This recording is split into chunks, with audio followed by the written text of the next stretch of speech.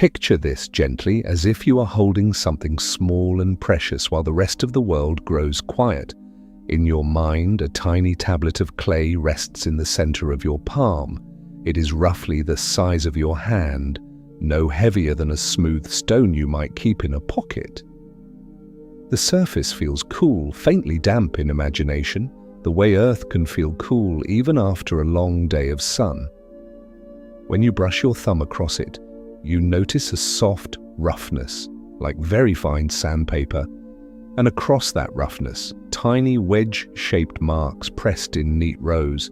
They look like little footprints left by rain. You don't need to understand the marks, not tonight. Just let them be shapes, little angles, little quiets. You can even imagine the tablet has the faint scent of dust after rain, and that holding it makes your hand relax, as if it remembers how to rest. If you are listening to fall asleep, that is perfect. You can let the words drift past you like a slow river, catching only what feels soothing, letting the rest float on. Somewhere far away from your room, far away in geography, far away in time, this small tablet once lay beneath a wide Iraqi sky.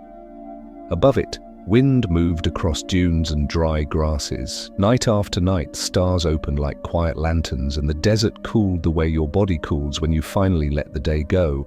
The tablet waited there, buried in silence, for more than 4,000 years. 4,000 years is a long time for anything to wait.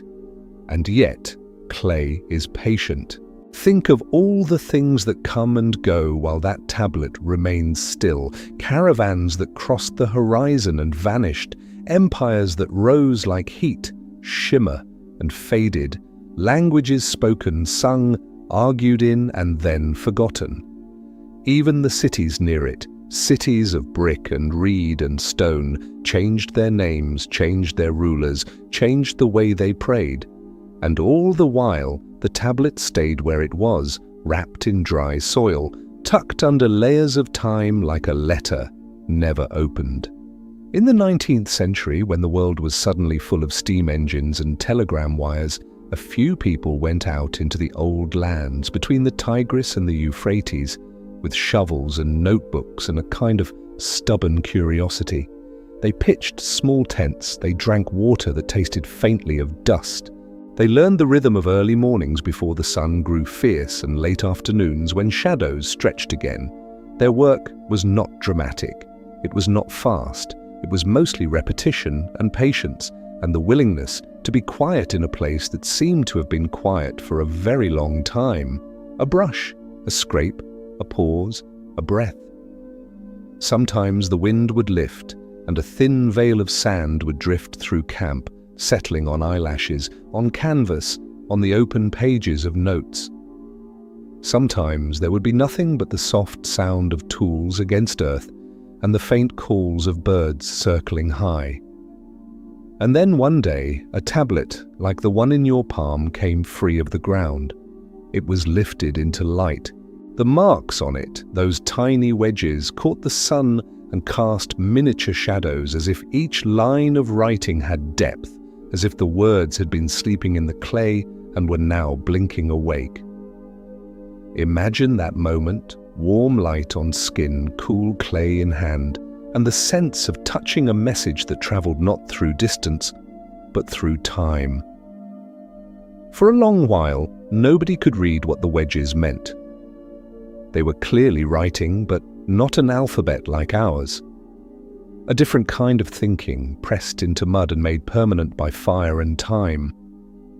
Scholars, like patient listeners, compared signs, copied them, sorted them, and slowly, very slowly, began to hear a voice beneath the marks.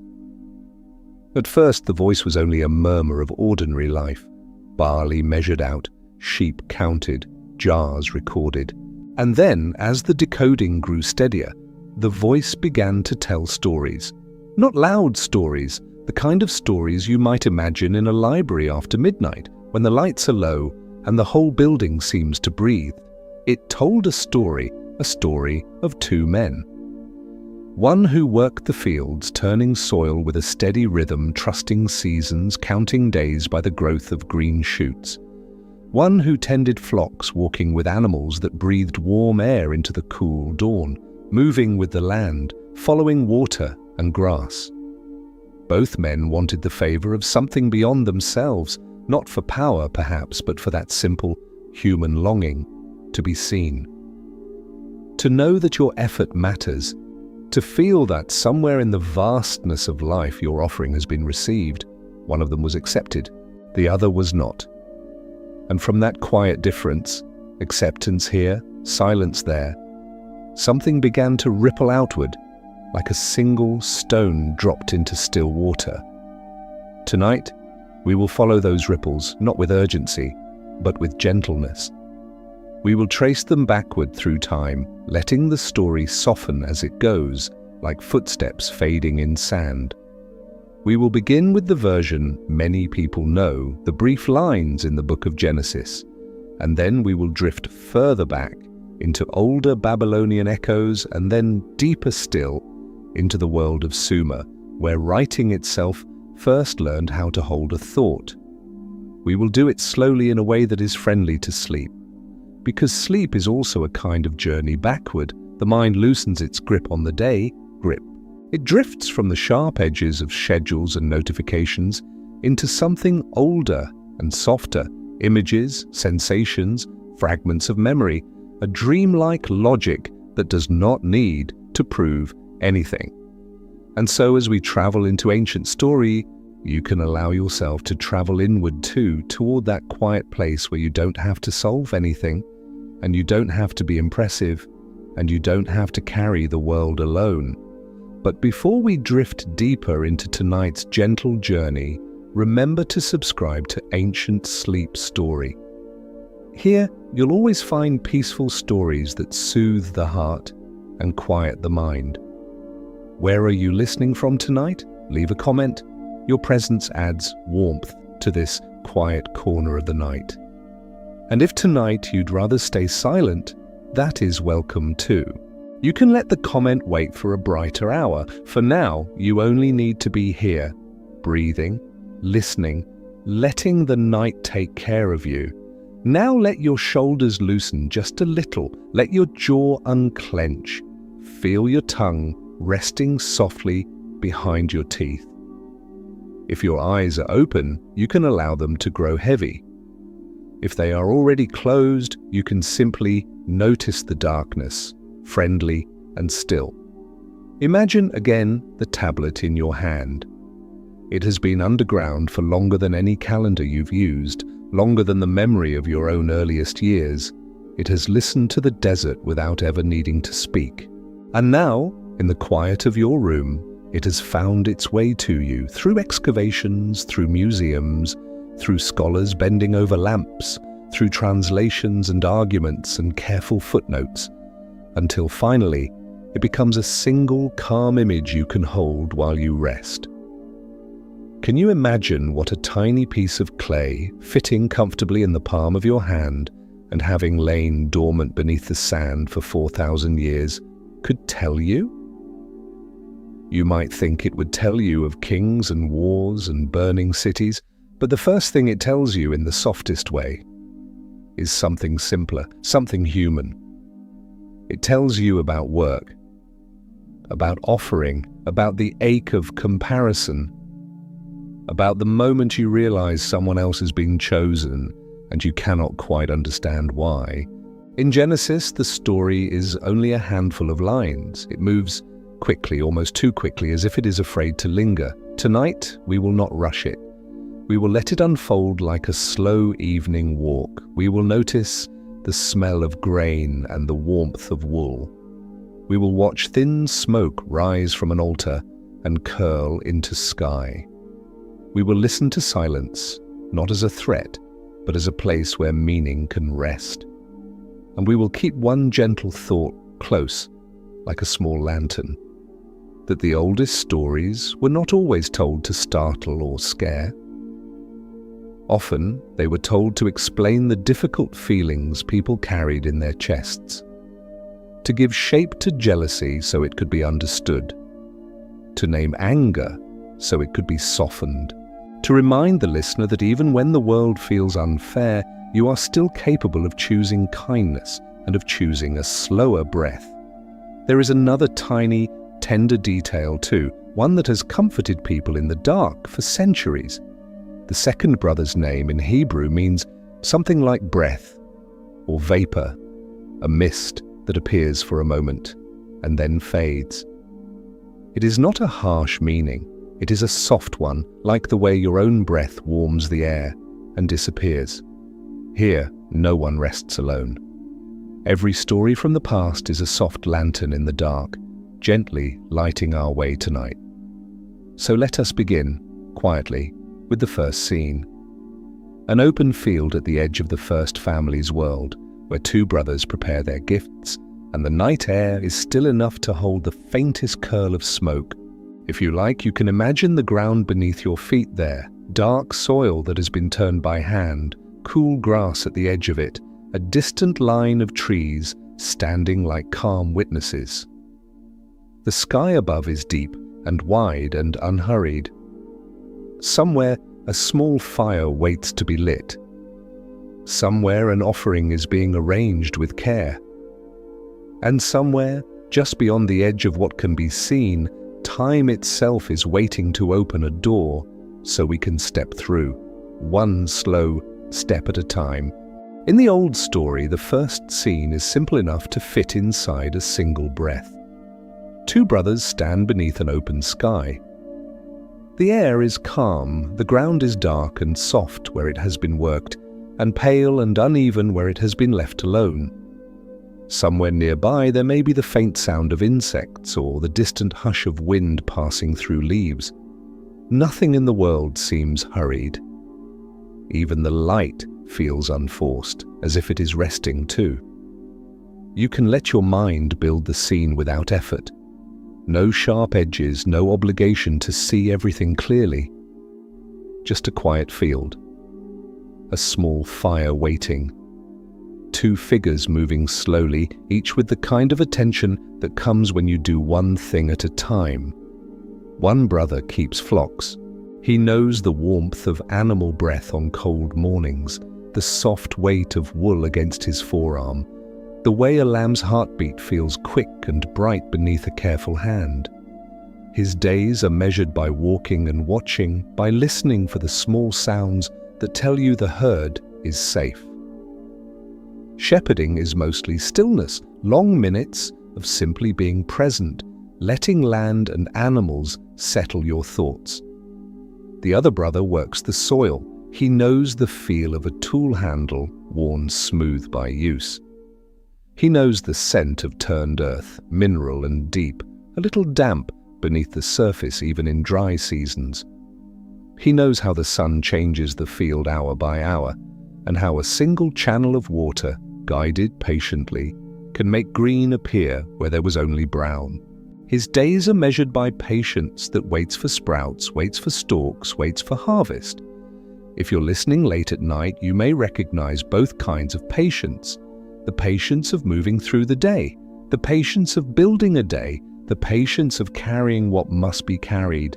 Now the brothers prepare their offerings, not as a performance, not as a contest, simply as a gesture towards something larger than themselves, something they can't fully name but can feel, a desire to place what they have, what they are, into the care of the unseen. The shepherd brings from his flock. In many retellings it is described as the first and best, chosen with quiet care. You don't have to picture anything graphic. Just imagine the shepherd choosing what is tender and valuable, the way you might choose the warmest blanket from a chest on a winter night. The farmer brings from the fruit of the ground, grain perhaps, or a bundle of ripened stalks, something coaxed from soil with effort and hope, something that carries the memory of weather, sun, wind, and the watchful worry of drought, something that speaks of time, planting, waiting, gathering. The fire is lit, and here the story becomes a calm study in sensation. Imagine the first curl of smoke rising, thin as a thread, grey-blue in the evening light. It doesn't rush, It lifts slowly as if it is learning the shape of the air. Then it folds, a soft ribbon. Then it loosens and drifts upward, becoming less and less until it dissolves into the sky. If you want, take one slow breath in as you picture it. And as you breathe out, imagine the smoke thinning until it is nearly gone. There is the faint scent of something warm, not harsh, just a gentle warmth carried on air. The kind of smell that reminds you of a candle or a distant fireplace. The kind of scent that says, someone is here, tending something. In the tradition, one offering is regarded and the other is not. The story does not always explain why. It simply says there is acceptance here and silence there. That silence is the tender center of the night. Because silence is what the mind hears most clearly when it is tired. Silence is what you notice when you've done your best and you're waiting for a sign that it matters. Perhaps you have known that feeling. You've sent a message and waited, and the screen stayed still. You've offered a kind word and received nothing in return. You've worked hard day after day and still felt unseen. If that memory rises tonight, you don't need to push it away. You also don't need to hold it tightly. Let it hover like mist, then let it pass. The farmer looks at the smoke, at the quiet, at whatever feels like rejection, and something in him tightens. Not action, not yet, just the inward turn of a feeling. An ache that wants meaning, wants an explanation, wants to know where it belongs. This is where the ancient tale becomes strangely modern. Because the first question that rises inside him is not really, why was I rejected? It is, am I acceptable? Am I seen? Am I enough? It is a question that can keep a person awake. And so in a sleep story, we hold it differently. We let it be a soft question, not a sharp one. A question you can place down beside you like a small pebble, without needing to solve it. The text says his face falls, his gaze lowers. The field, the fire, the smoke, all of it seems to blur, as if the world has quietly tilted. And then comes a moment many people miss because they rush toward what happens next. A voice speaks, not a shout, not a threat. More like a low, steady presence, like someone sitting beside you in the dark, speaking carefully so they don't wake the house. The voice asks why he is troubled. It warns him, gently, that something restless is near the door of his heart. Not a monster exactly, more like a heat, a storm cloud gathering in the chest. And it offers dignity. You can rule over it. You can choose. Even in the earliest stories, there is this quiet idea. Feelings may rise, but you are not only your feelings. You are also the breath that notices them. You are also the hand that can unclench. If you are listening in bed, you might feel that truth in your own body. The day may have brought you tension, but you are here now. And you can choose, even now, to let your shoulders sink into the pillow, to let your breath lengthen, to let your mind loosen its grip. Genesis moves quickly toward a moment that, in waking life, would be heavy.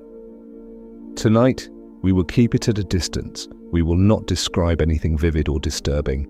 We will simply say, something happens that cannot be taken back. A threshold is crossed. A relationship is changed. The ground, which had been a place of work and promise, becomes a place of sorrow. And then, as if the story itself is trying to protect the listener from too much, it turns again to questions. Where is your brother? The farmer answers in a way that sounds like exhaustion wearing a mask. Am I my brother's keeper? It is a line that echoes through centuries, not because it is clever, but because it reveals how loneliness can narrow the heart. When we feel ashamed, when we feel unseen, we sometimes retreat into the smallest self we can find, and yet the story keeps a strange tenderness. It suggests the earth itself has memory, that the ground receiving seeds and footsteps also receives what we wish we could erase, that the world is not indifferent, that it notices. Perhaps that is why, far away in Mesopotamia, people pressed their own stories into clay, because clay, like earth, remembers. Clay holds. When we step back from Genesis, when we let our eyes adjust to older layers beneath it, we begin to sense this is not only about two individuals, it is also about two ways of life, a field and a flock, a furrow and a footpath, a channel of water and a wandering route. In the ancient Near East, these ways of life lived side by side. Sometimes they cooperated, sometimes they competed. Often they simply tried to share the same landscape without breaking each other. A farmer depends on staying plots, markers, canals, seasons. A shepherd depends on going paths, open space, the freedom to follow pasture. One trusts boundaries, the other trusts movement. Neither is wrong. Both are human answers to the same world.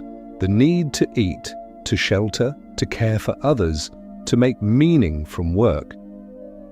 If you have ever felt pulled between staying and going, between routine and restlessness, you may recognize that tension in yourself.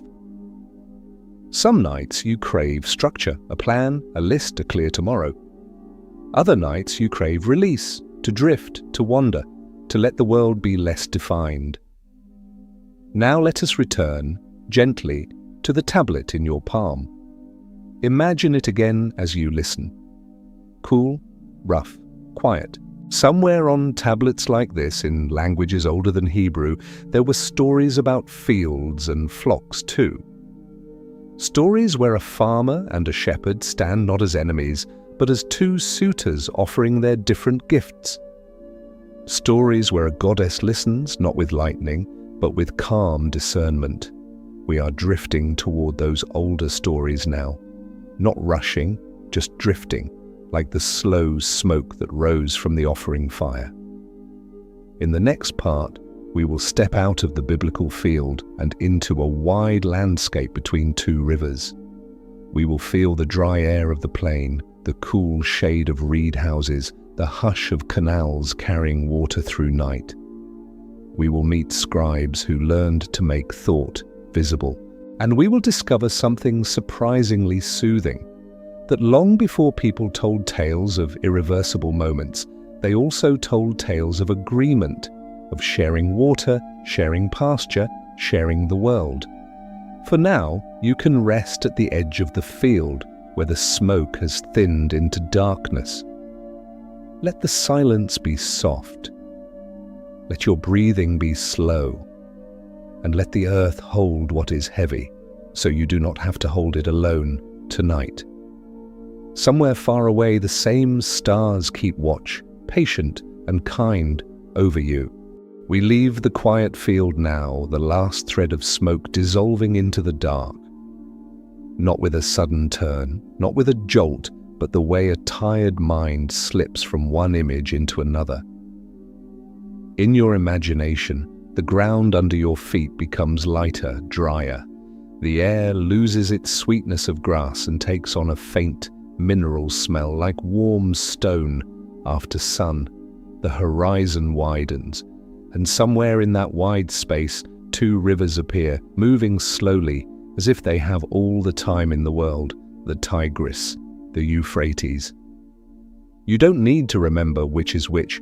Tonight, they are simply two long ribbons of water, carrying life through a land that would otherwise be dust and salt and wind. Between them, the earth can be coaxed into green. Reeds grow, date palms lift their fronds. Canals branch out like delicate veins, guiding water to fields, to gardens, to the cool courtyards of small homes. If you listen closely, only in imagination, you might hear the soft lap of water against mud banks. A frog, perhaps, calling once and then falling silent. The distant rustle of reed leaves brushing each other like paper. This is the land ancient people called the cradle of cities. But cities, before they are crowds and noise, begin as something much gentler. A cluster of lights at evening, a circle of cooking fires, the steady comfort of neighbors close enough to help. Let your breathing slow as you picture it.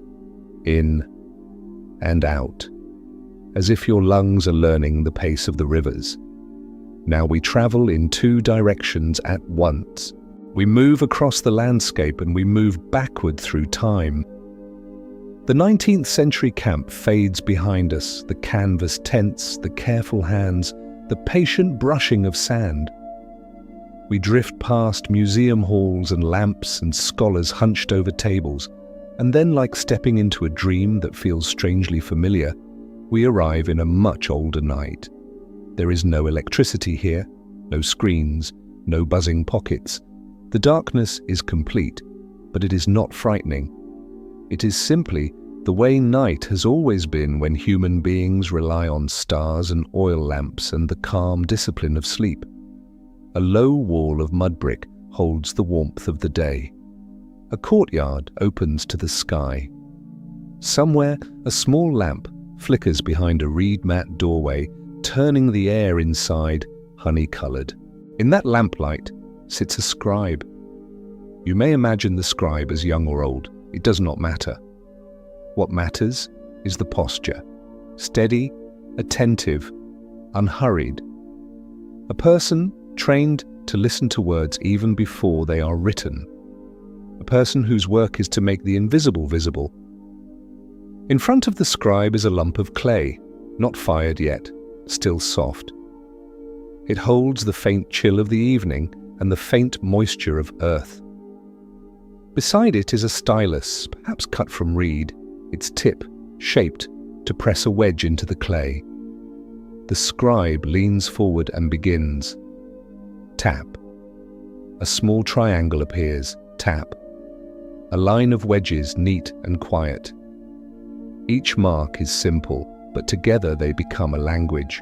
Not painted in bright ink, not carved into stone with noise and sparks, but pressed into mud with gentle certainty. This is one of the oldest miracles we have, the decision to hold a thought outside the mind, to store memory where hands can find it again, to let a message travel across years, even across thousands of years, without needing a living voice to carry it. When you think of writing, you might think of books, shelves, libraries. Here, writing is smaller and softer. It is a palm-sized tablet. It is a record of barley, a promise, a hymn, a story told so it will not vanish.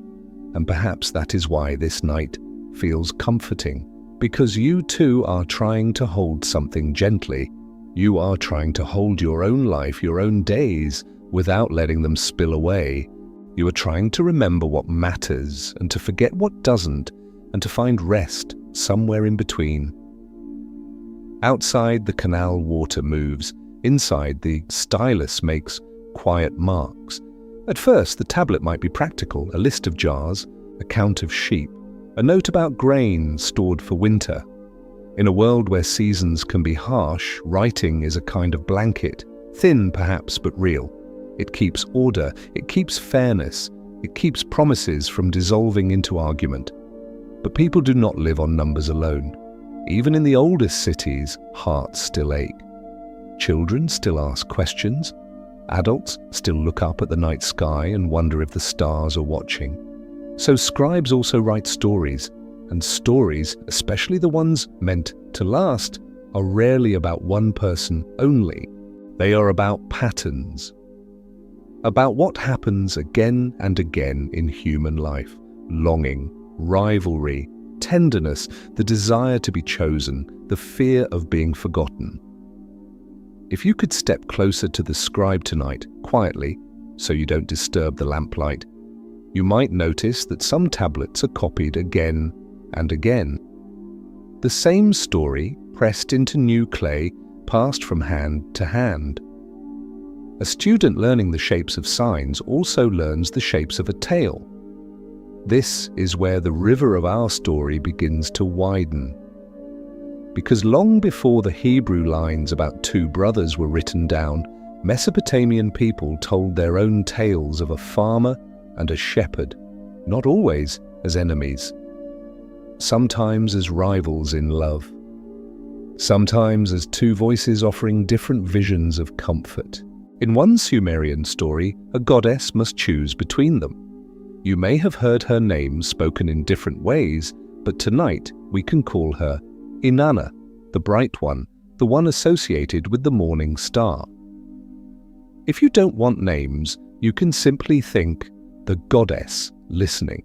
She is not pictured as wrathful tonight, not as storm and lightning.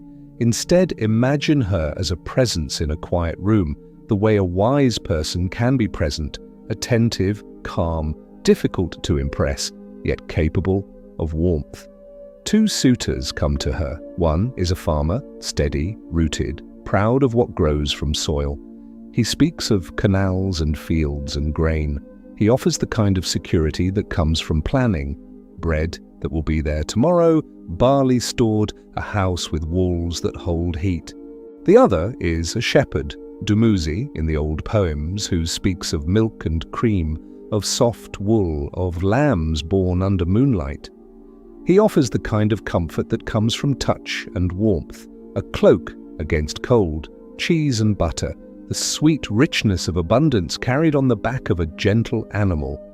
It is easy to see why this story survived, because both offers are good, both are human, both are ways of saying, I can take care of you.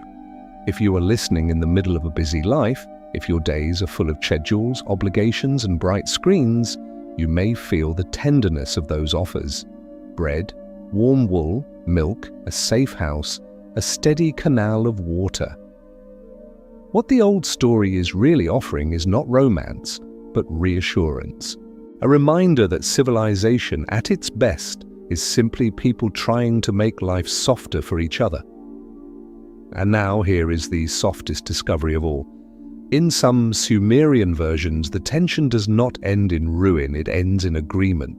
The farmer and the shepherd, instead of destroying one another, speak of sharing: water for the fields, pasture after harvest, paths that do not cut through crops, boundaries made not to imprison, but to protect. Imagine that just for a moment. Two ways of life learning to breathe, side by side. That image alone can quiet the mind, because so much of our modern fatigue comes from feeling we must compete for everything: time, attention, recognition. And yet somewhere in the oldest stories there is also this possibility: cooperation, gentle and practical. A peace made from ordinary things. If you like, let that thought settle into you like a warm drink. In this part of the night, we are not solving the mystery of why one offering was accepted and another was not. We are simply noticing that human beings have always wrestled with the feeling of being compared, and they have also always dreamed of an ending where comparison melts into sharing. In the corner of the courtyard, other tablets rest in baskets lined with straw. Some are still damp, their surfaces dark and smooth. Some have begun to dry, turning paler, like river mud under morning sun. An apprentice, quiet as a cat, kneads fresh clay with steady palms, removing little pebbles, smoothing away cracks.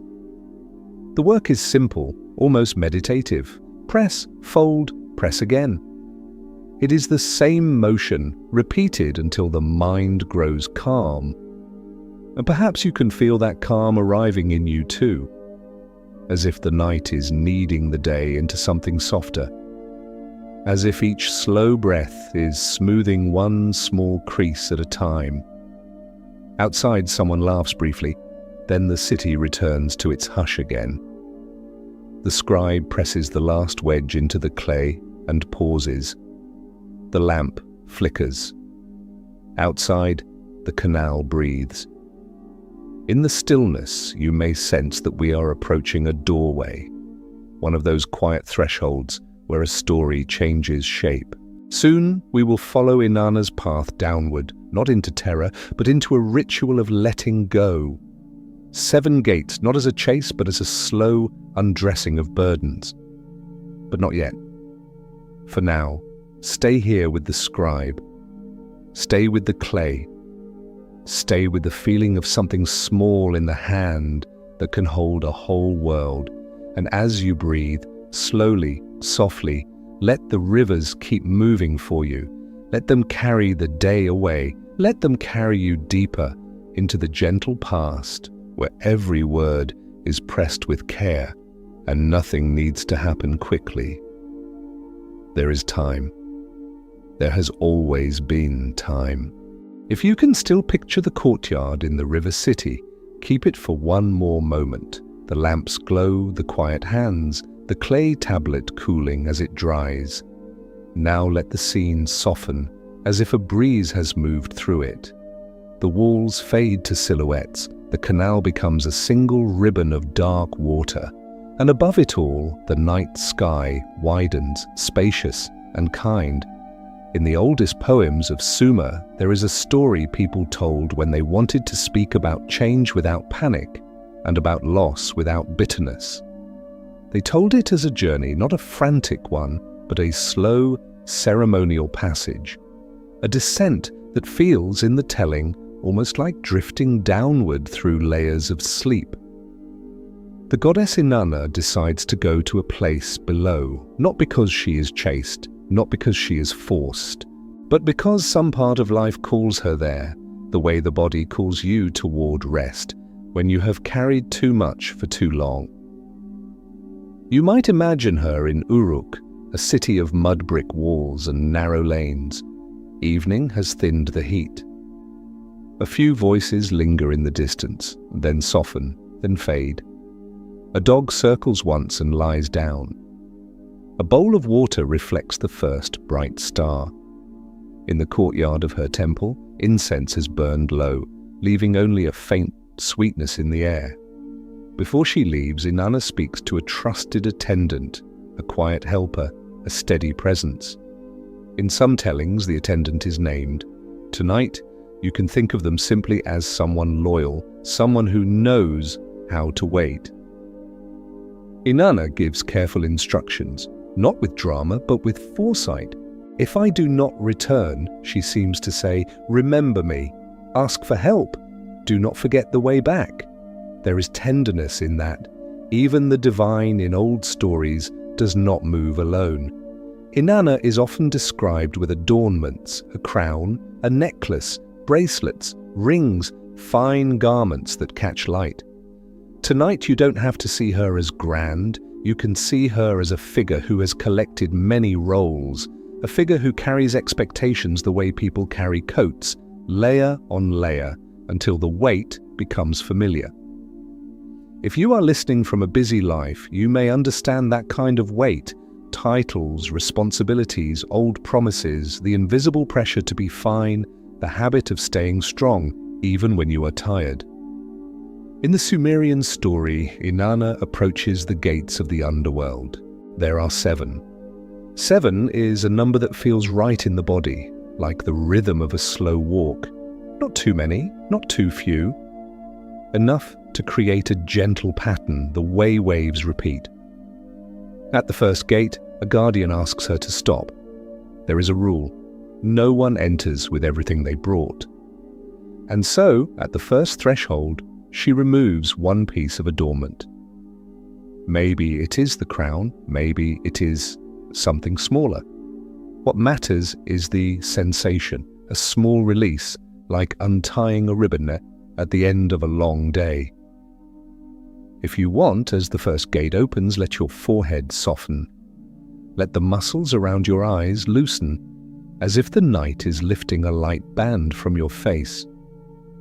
Inanna steps through the second gate. Again, the guardian speaks the rule, not with anger, but with steady certainty. Again, she yields something she thought she needed. This is not punishment. It is a kind of honesty, a reminder that certain depths require simplicity. As the second gate opens, imagine your jaw becoming heavier, slack in a good way. let your tongue rest. Let your teeth part slightly, the way they do when sleep begins to take over. Inanna steps through. At the third gate, she removes another layer. Here, the story becomes strangely intimate because it mirrors what happens in your own body when you finally let the day go. The mind releases one worry, then another, not all at once. Not dramatically, just one by one. As the third gate opens, let your shoulders drop a fraction. Feel the bed holding them. Feel gravity as a friend, not an enemy. Inanna steps through. At the fourth gate, something in her posture changes, not weaker, just quieter, less decorated, more essential. In the world above, people argue and bargain and boast. Below, those noises do not echo. Below, only what is real remains. As the fourth gate opens, let your chest feel open and unguarded. If it helps, take a slow breath in, and let the exhale be longer than the inhale, like a wave receding. Inanna steps through the fifth gate. Another release, another soft shedding. It is easy to imagine here the things you might set down if you could. A conversation that still stings, a deadline hovering like a cloud, a mistake you replay in your mind at night, a fear you cannot explain. The Sumerians did not speak our modern language of anxiety, yet they knew the feeling of being burdened. Their story offers a ritual, not to fix everything, but to loosen.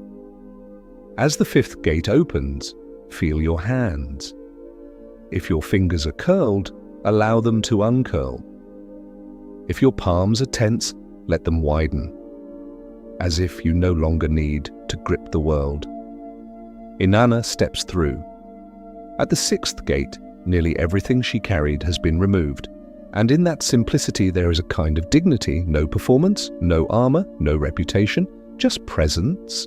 As the sixth gate opens, let your belly soften, let it rise and fall naturally with your breath, let it be human, let it be safe. Inanna steps through. The seventh gate is the quietest of all.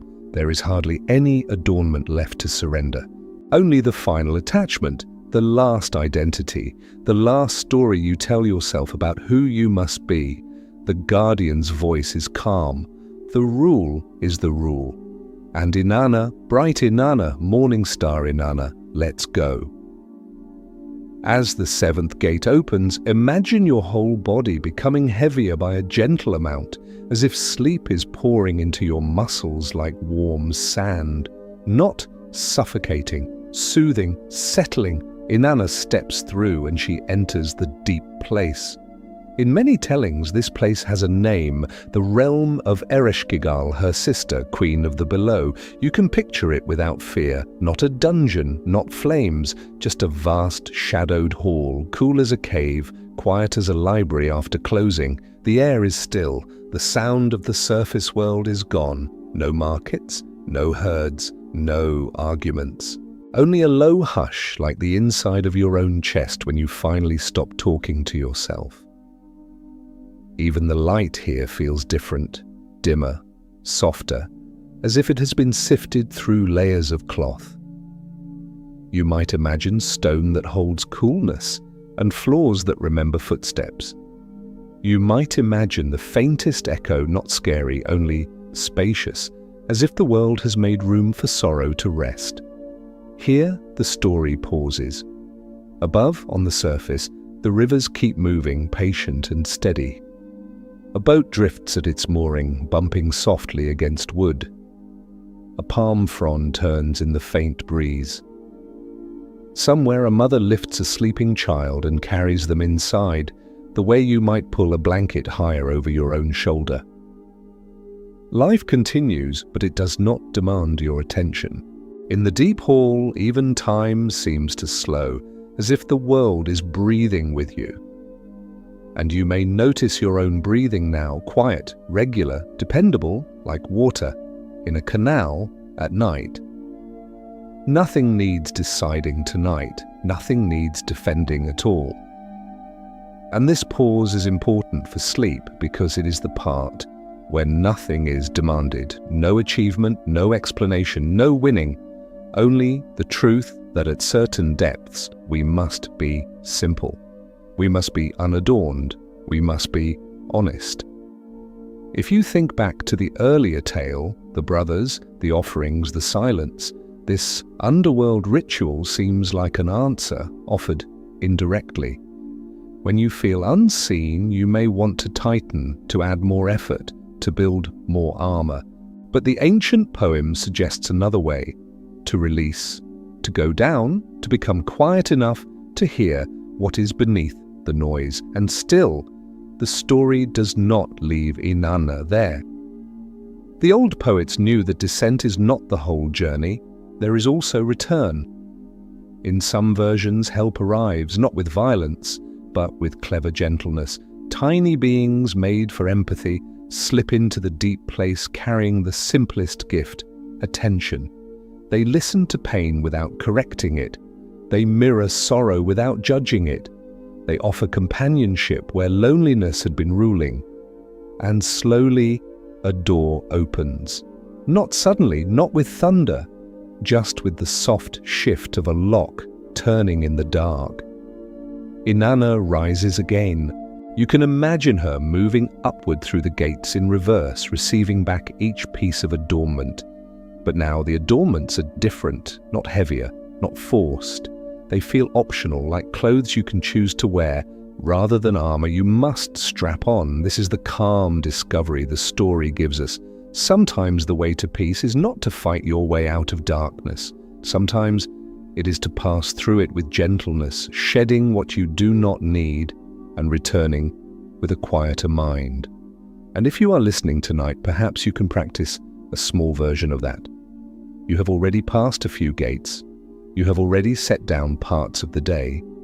You are already closer to the deep, kind place where sleep begins. In the next part, we will return to the farmer and the shepherd, not as enemies, but as voices offering different comforts. We will listen for the possibility of agreement, and we will let the oldest clay tablets whisper an old, reassuring truth. Cooperation can be more ancient than conflict, and a peaceful ending has always been imaginable. For now, rest at the seventh gate. Rest in the cool hall of quiet. Let the night hold you unadorned, safe, and gently unseen by anything that could demand more. If you can, keep the image of the seven gates for just a moment longer, not as a place of fear, but as a soft ritual of release. One layer set down, then another, until only the quiet self remains. Now slowly we rise back toward the surface, not with a rush, but the way dawn arrives, a gradual lightening of the dark. The deep hall fades into shadow. The last gate opens with a sound like a sigh, and the world of rivers and reeds returns, cool air, open sky, and the steady, unhurried presence of water. Between the Tigris and the Euphrates, morning is often gentle. Even when the day will later become bright, the first hour has softness in it. Mist can hover low over canals. Birds call once, then settle. A thin line of smoke lifts from a cook fire and curls into pale light.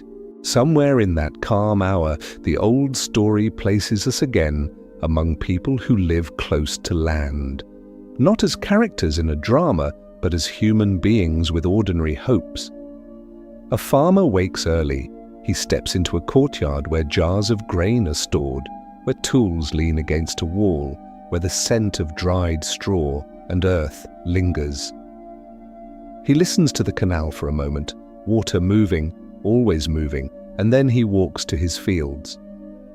He knows where the soil is darker, richer. He knows which corner holds salt and must be rinsed with extra care. He knows the slow truth: what you plant cannot be hurried. A shepherd wakes early too.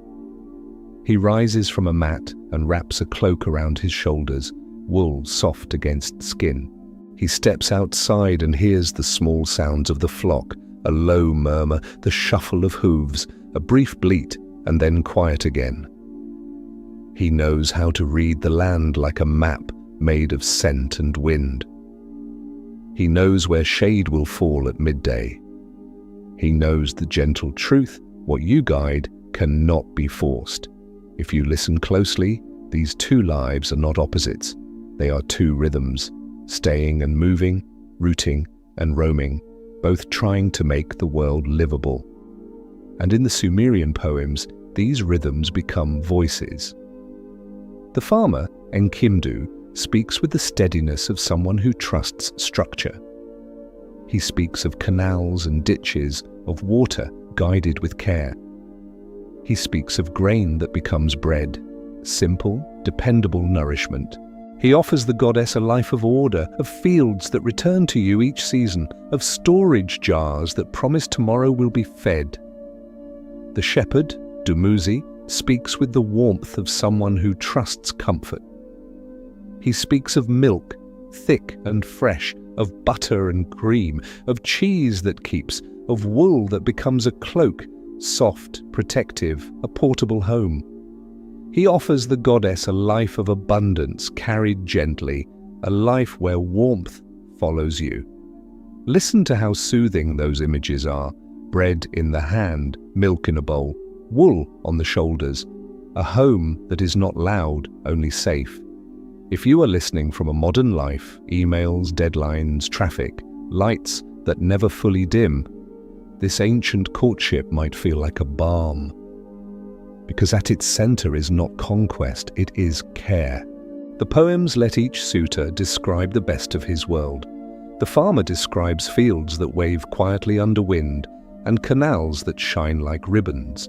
The shepherd describes lambs resting in shade and a hearth where a cloak dries warm after rain. Neither is depicted as evil, neither is mocked. The story is generous to both. And then, almost surprisingly, it gives us a small miracle, the possibility of agreement. In some versions, the farmer and the shepherd do not end as enemies. They speak to each other, they compare gifts, they recognize needs, they imagine a shared landscape. Picture them meeting at the edge of a canal where the water is shallow enough to see the mud swirls beneath. The farmer stands with damp soil on his sandals. The shepherd stands with a faint scent of wool and warm animal breath on his cloak. They do not raise their voices. There is no crowd pressing close. Only morning light and the sound of water traveling onward. The farmer points to the narrow mouth of an irrigation channel. If too many hooves cross here, he explains, the bank collapses and the water escapes into the wrong place. He does not speak with accusation. He speaks with the tired honesty of someone who has rebuilt that bank more times than he can count. The shepherd listens. He nods slowly, the way a person nods when they are trying to be fair. And he points to a distant strip of grass that will be dry by midsummer, unless the flock can reach a wider pasture. He does not speak with defiance. He speaks with the quiet worry of someone responsible for many small lives that depend on green. They stand together for a moment, letting the canal do what it does, move, move, move. And in that shared listening, something in them softens. The farmer says, in essence, water must be guided or the fields suffer. The shepherd says, pasture must be open or the flock cannot breathe. And together, slowly, practically, they shape a compromise. After harvest, the stubble fields can become grazing ground. The sheep can eat what remains, and in doing so enrich the soil. The canals can continue to feed grain, and the paths can curve, so hooves do not trample sprouts. Water, pasture, timing, these become the language of peace. That evening, when the heat has fallen away, they meet again near a low fire. The farmer breaks a small round of bread, still warm, and the shepherd offers a piece of mild cheese, wrapped in cloth. They eat without hurry, watching the last lights slide off the canal. No one announces a winner. They simply share what each knows: the farmer's patience, the shepherd's gentleness. Above them, the first stars appear, and in the quiet between bites, both feel just a little more seen. The night accepts them the way wide land accepts footsteps. It is not a grand treaty carved in stone. It is a gentle arrangement made from understanding the seasons. If you have ever shared a home with another person, shared space, shared quiet, shared the small frictions of daily life, you might recognize the wisdom here.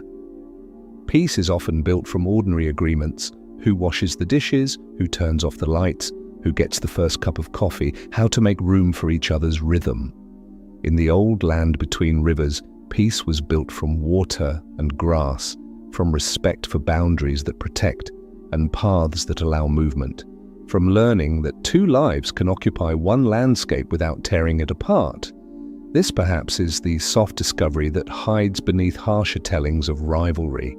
Before stories became sharp with blame, there were also stories that tried to teach coexistence, and that is comforting, because it suggests something hopeful about human nature. The desire to reconcile is as ancient as the desire to compete. Later traditions sometimes turned the farmer and shepherd tension into something more severe, more final. Some listeners were taught to look for fault, to ask who deserved acceptance and who did not.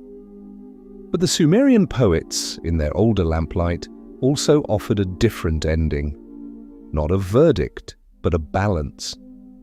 And balance is what tired minds crave, not perfection, not triumph, just the feeling that life can be arranged so it does not scrape the heart raw. Now let us return to the clay tablet in your palm. Imagine it again, cool and quiet. Those little wedges, so small, so patient, carry more than names and numbers. They carry this idea of balance. They tell us that long before modern language of work-life balance, people were already negotiating how to live together, how to share resources, how to keep the peace without losing themselves. And maybe that is why these stories can soothe you, because your own mind at night is also trying to negotiate. Part of you wants to keep working, planning, fixing, replaying. Part of you wants to rest, drift, release, forget. And the most peaceful nights are the ones where those parts make a gentle agreement. You can say to the working part of you, "Thank you for trying to protect me. Thank you for carrying the day. And now we can set it down." You can say to the resting part of you, "It is safe to soften. It is safe to be unfinished. It is safe to sleep." If that feels too direct, you don't need to say anything at all. You can simply breathe and let the idea do its quiet work. And if a question from earlier still lingers, am I acceptable? Am I seen?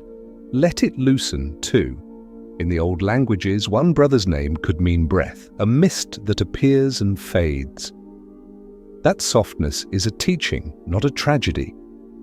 Your worth is not measured only by a signal from outside. Sometimes being alive, breathing in the dark, is already enough. Outside the ancient city, the sun climbs higher. In the fields, water glints. In the pasture, wool catches light. Somewhere, a scribe sits down again, smoothing fresh clay, preparing to press another story into it. Another small bridge between people, another reminder that life can be arranged gently. And somewhere, in your own room, the night can continue arranging you. One breath at a time. One softened muscle at a time. One released worry at a time. In the next part, we will trace how these older, gentler poems echoed into later traditions. How a story can change as it travels. How it can become sharper in one culture, softer in another, and still carry the same human questions. But for now, stay with the milk and the barley. Stay with the cloak and the canal. Stay with the quiet truth that cooperation can be a lullaby. Let the rivers keep moving, let the tablet rest in your palm, and let your mind, like the old landscape, find a way to share itself with peace.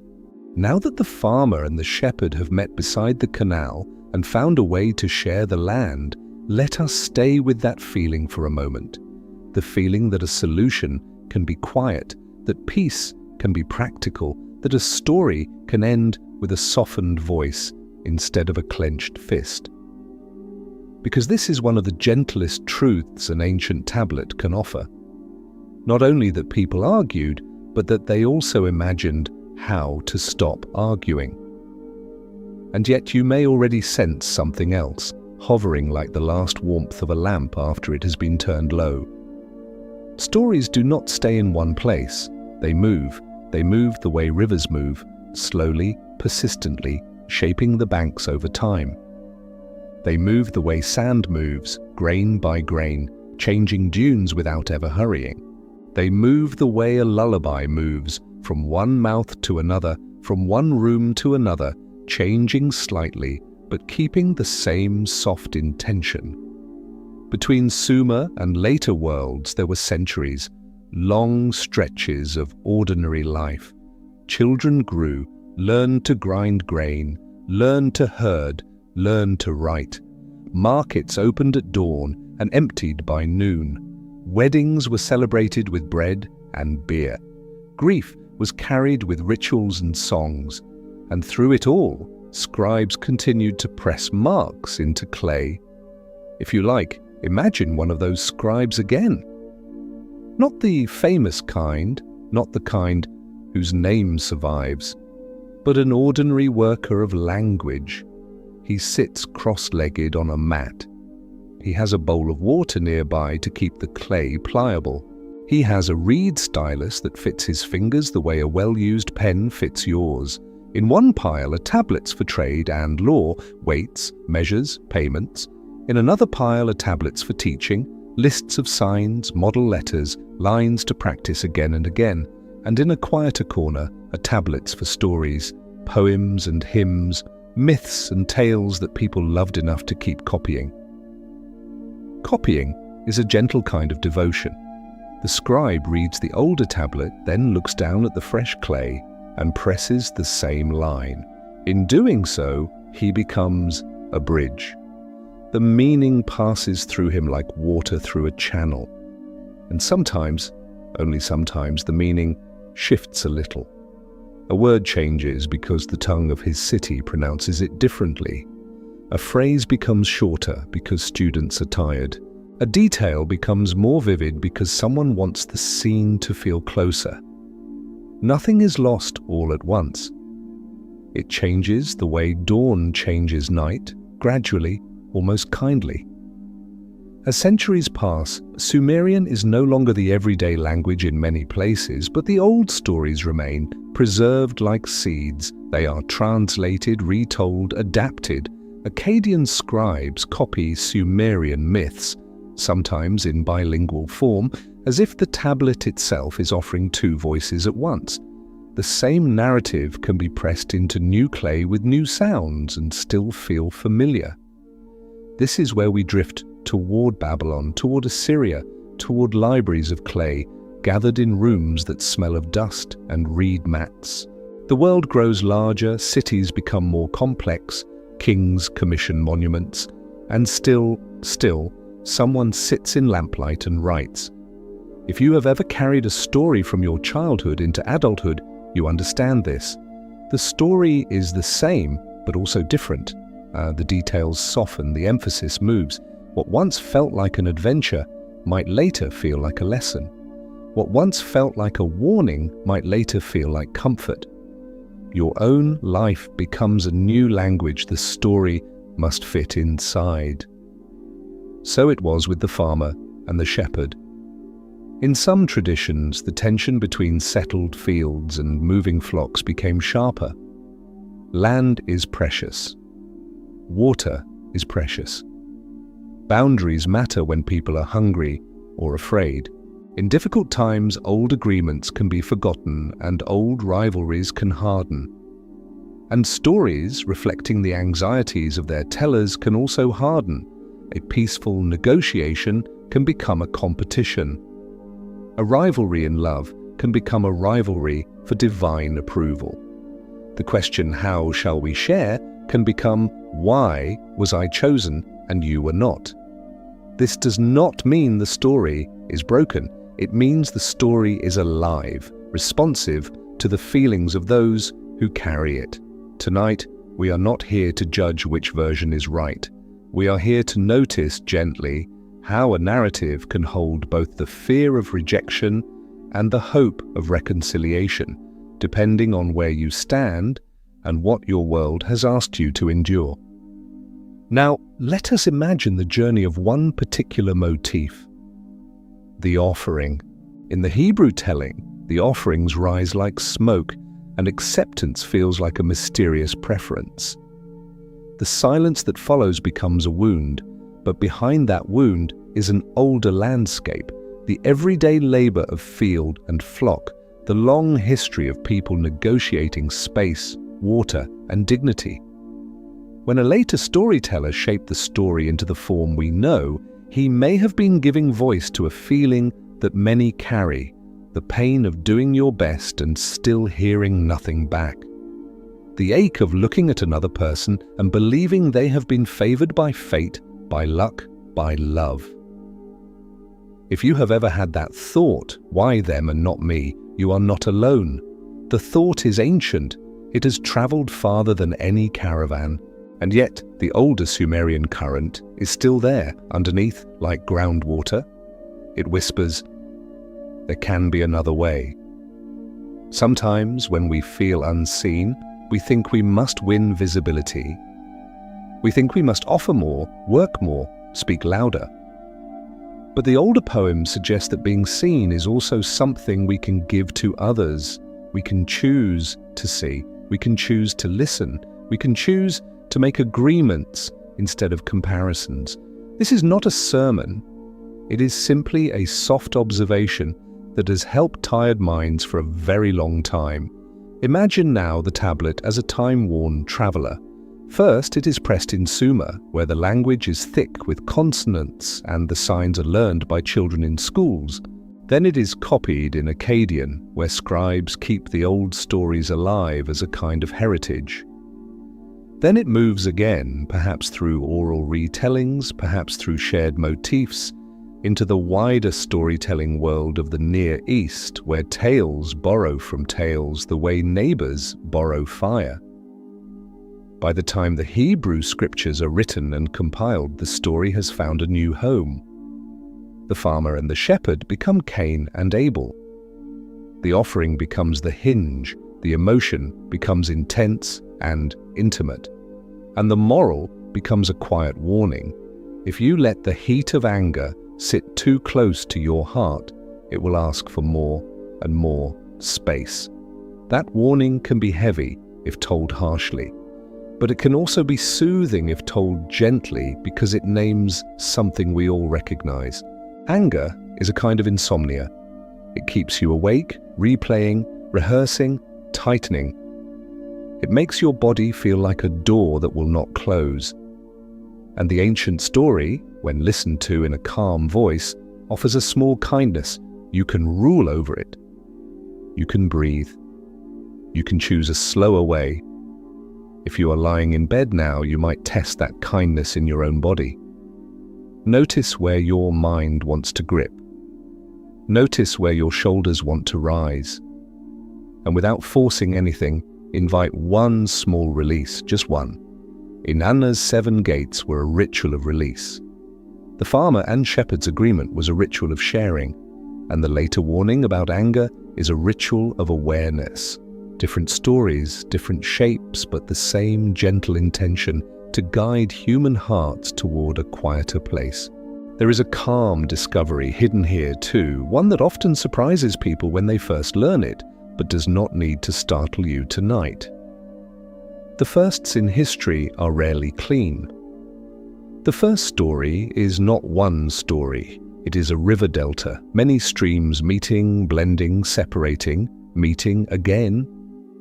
Genesis did not appear from nowhere. It arrived in a landscape already full of older songs. And Sumer did not speak only to itself. It spoke outward, through trade routes, through empires, through the quiet persistence of scribes. Knowing this does not make any tradition smaller. It makes the human past larger, like a night sky when your eyes adjust and more stars appear. And perhaps that is the most soothing perspective of all. You are part of a vast continuity. Your worries are personal, yes, but they are also shared, echoed across time. People have always asked, am I acceptable? Am I seen? And people have also always searched for answers gentle enough to live with. Sometimes the change is so gentle you can hardly see it. A translator sits centuries later in another quiet room, not with clay but with paper and a low lamp of his own. He traces the wedges with his eyes as if they were tiny hills and valleys. He tests a sound, then another, listening for what fits. He writes a line, then pauses because meaning is not only definition, it is tone, breath, mood. In this way, translation becomes a kind of compassion, the willingness to carry another people's memory without breaking it. And you, listening tonight, are also translating, turning old words into your own calm images: water, wool, smoke, starlight. If a sentence feels too detailed, let it blur. If a phrase feels warm, keep it close.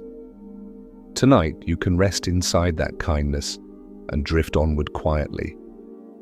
In the next part, we will step into a room filled with tablets, an ancient library where stories were gathered like lanterns. We will listen to the hush of stored words. And we will let one more soft fact settle into us, that even when narratives grow sharp, they can be read with tenderness and returned to peace. For now, let the river imagery hold you. Let the canals keep carrying water. Let the story keep traveling, slow, patient, unhurried. And let your breath, too, travel downward towards sleep. Now we step into that room I mentioned, the place where stories were gathered like lanterns. Not a loud room, not a dramatic chamber with trumpets and banners, just a room of shelves and clay where the air tastes faintly of dust and cool stone. Imagine you are walking through an ancient city at night. The streets are narrow, the walls are mud brick, and the heat of the day has finally softened. Somewhere a dog turns once and lies down. Somewhere a door closes with a gentle thud. And above the rooftops the stars hold steady, as if they are keeping watch on every sleeping courtyard. You come to a building that is quieter than the others. Inside, the light is low and warm, like the glow of a small oil lamp. The floor is swept clean. The hush feels respectful, the way a house feels when someone is resting in the next room. This is an old library, not a library of paper, not of printed pages, but a library of clay. Tablets rest in stacks or in baskets lined with straw, or on wooden shelves set against the wall.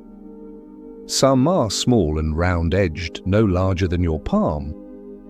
Some are broader, like a thin brick you could hold with both hands. Their surfaces are etched with wedge marks that catch the lamplight and throw tiny shadows, as if the words have depth, as if the language itself is carved from patience. If you listen closely, you might hear one sound, not a voice, not footsteps, but a soft tapping. A scribe is working. The scribe does not hurry. He wets his fingers, smooths a fresh tablet, and presses the reed stylus into the clay. Tap, tap, tap.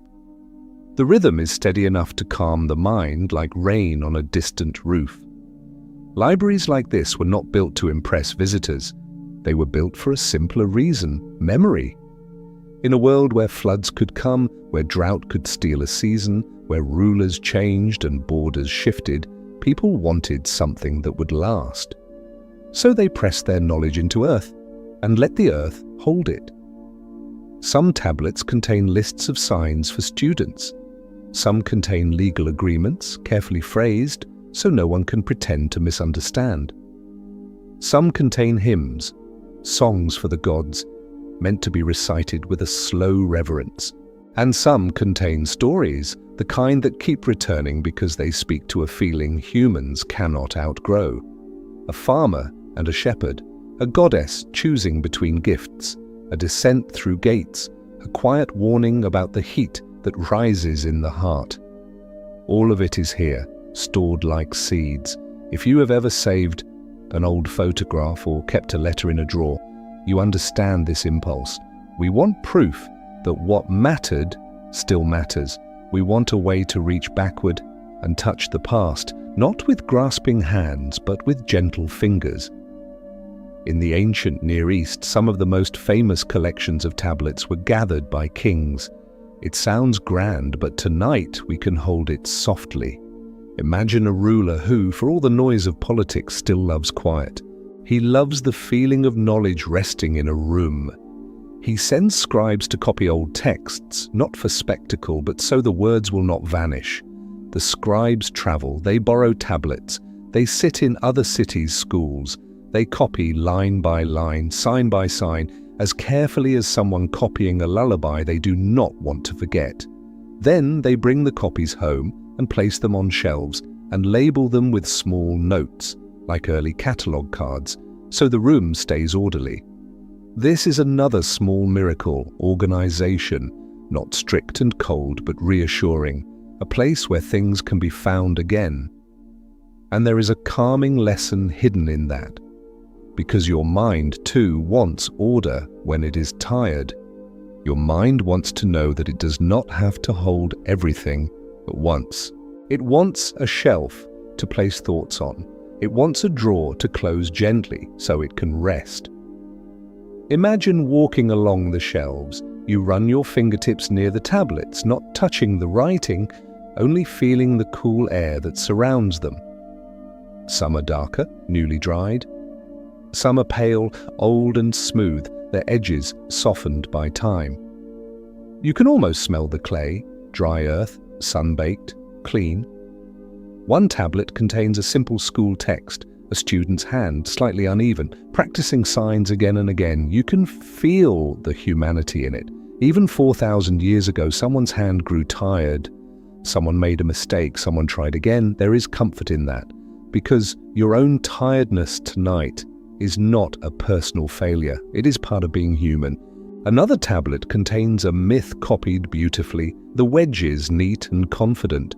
A trained scribe's hand, steady as a slow heartbeat. The lines flow like a river in orderly channels. Reading it, you can almost hear a voice reciting the story in a quiet room. Students listening, the night outside, cooling. There is also something else, a soft discovery that archaeologists noticed long after the scribes were gone. Clay, when it is dried, is fragile. It can crumble. But clay, when it meets heat, becomes harder, more durable, more willing to last. Sometimes, through accidents of time, tablets that might have crumbled instead became preserved. Not because anyone planned it, but because the world, in its strange way, sometimes turns vulnerability into endurance. You do not need to imagine destruction, just imagine warmth, imagine a kiln's breath, or an unintended baking changing soft earth into something that can carry a voice across millennia. That is a gentle metaphor too, because there are seasons in your life when you feel fragile, soft, tired, unsure. And yet time can shape you. Not always pleasantly, but often into something quietly resilient. You are not made only of your hardest moments. You are made of the way you kept going, the way you kept breathing, the way you kept choosing small peace. In the library, the scribe finishes a line and pauses. He sets down the stylus. He rubs his fingers together, dusting off clay. He looks at the tablet as if listening to it. And perhaps that is how we should approach these ancient stories too, not as arguments to win, but as voices to listen to. When you listen gently, even a story that became sharp in later tellings can soften. You can choose the version that helps your heart rest. On another shelf, you find a tablet that speaks of debate. Sumerian scribes loved these poetic disputes. They let two things speak, grain and sheep, for example, and each praises itself, each makes its case. It sounds playful, even cozy, when told slowly. Grain speaks of bread and beer, of steady nourishment. Sheep speaks of wool and milk, of warmth and comfort. And in the end, the poem does not have to end in bitterness. It can end in recognition. Both are needed, both belong to the same world. Notice how close that is to our theme: a farmer's gift and a shepherd's gift, barley and wool, staying and moving, two rhythms that can learn to share one landscape. The library holds these poems like sleeping birds. If you open them, they stir. If you leave them, they rest. And now, as you listen, you might feel your own mind becoming a kind of library too. Shelves of memory, drawers of feeling, some things you can take down and look at, some things you can leave where they are, safe and quiet. If a worry tries to climb into your thoughts right now, you can treat it like a tablet. You can set it on a shelf. You can tell yourself, gently, I can return to this later. It will be here. I do not need to hold it in my hand all night. In the corner of the room, the lamp flame trembles once, then steadies. Outside, the city breathes. The rivers continue their slow work, shaping the land without force. And somewhere, across time, the clay tablet in your own imagination rests again in your palm, cool, small, patient. It reminds you that stories, like rivers, can carry you gently. They can take what is restless and give it a shape. They can take what is heavy and place it somewhere outside your body so you can rest. In the next part, we will listen more closely to one of those disputation poems, Grain and Sheep, and let it become a soft mirror, not a battle, but a conversation, a way of saying you do not have to choose only one kind of life to be worthy. You can be both steady and tender. You can plant and you can wander. You can work and you can rest. Near the doorway, a reed curtain hangs like a soft boundary between worlds. When the night wind slips through it, the strands whisper together. Dust motes float in the lamplight, drifting without hurry like tiny planets in a quiet orbit. A caretaker passes with bare feet, checking that the shelves are steady, that the baskets are covered, that the tablets are safe. He does not read them. He only looks the way you might look at a home after everyone has fallen asleep.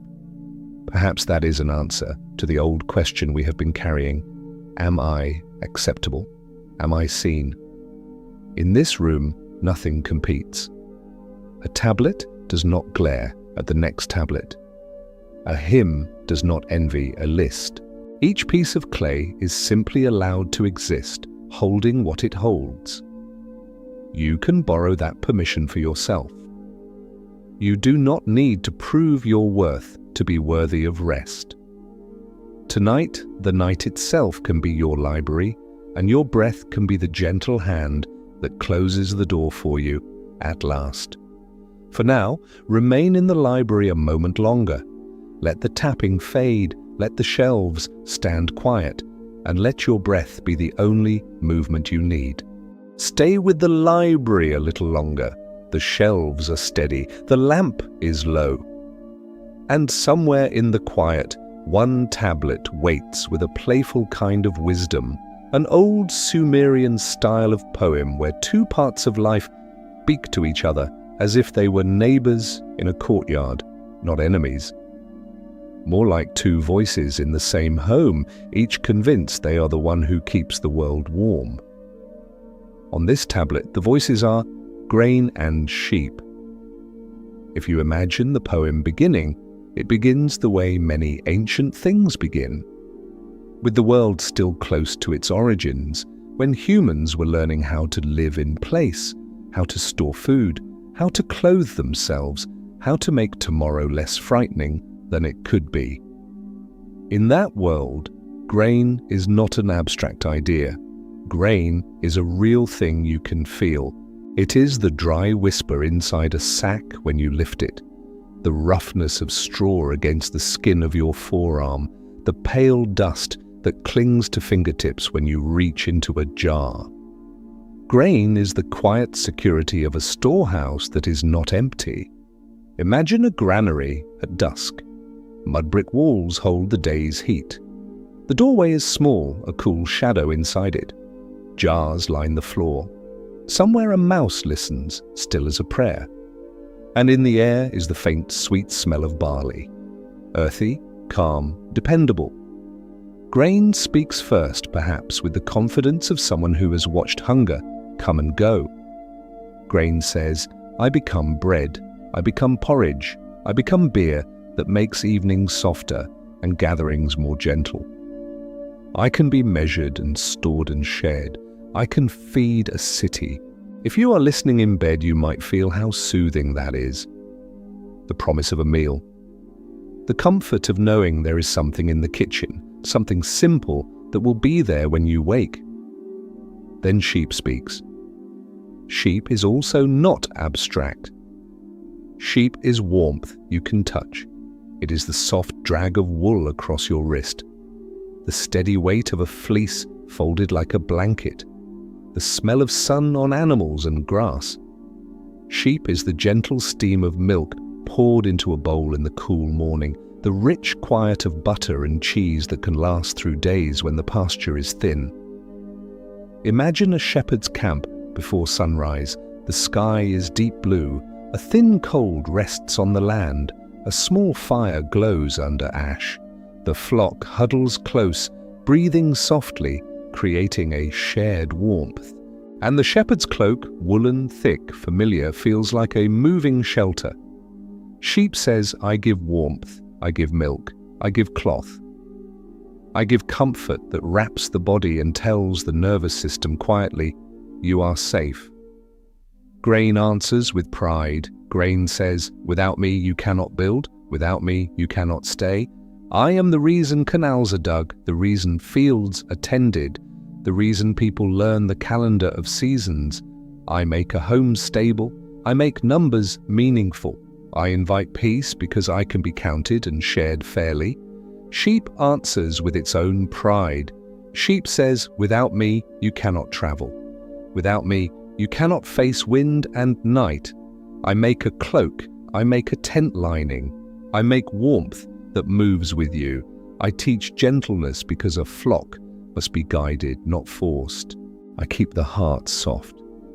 In the ancient disputation poems, the voices can become sharper, but tonight we keep them mellow, like a conversation heard through a door when you are half asleep, voices that rise slightly, then settle again. Because what matters is not who wins, what matters is what the poem reveals. Both voices are describing the same longing to take care, to make life less raw, to give the human body a reason to relax. And the Sumerians were wise enough to understand that comfort comes in more than one form. Some comfort is a storehouse. Some comfort is a blanket. Some comfort is a plan. Some comfort is a warm thing you can hold. If you have ever had two needs at once, you understand this perfectly.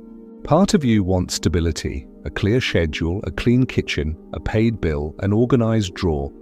Part of you wants softness, a slow morning, a kind word, a long exhale, a familiar song. In your own life, grain might be the part of you that lists tasks, remembers appointments, measures time. Sheep might be the part of you that wants to curl up, that wants warmth, that wants gentleness. Neither part is wrong. They are both trying to protect you. So, as you listen, imagine the debate moving from the tablet into your own inner world, not as a fight, but as a negotiation.